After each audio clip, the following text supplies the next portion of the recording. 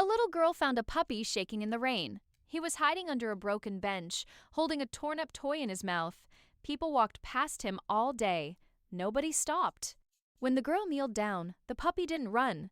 He slowly crawled into her jacket like he had been waiting for her. Her mom said they could only keep him for one night, so the girl made him a warm bed by the door. But the next morning, the puppy wasn't trying to leave. He was sitting by the stairs, waiting for her. And when she came down, he wagged his tail for the first time. Her mom looked at him and whispered, "I guess he already chose his family."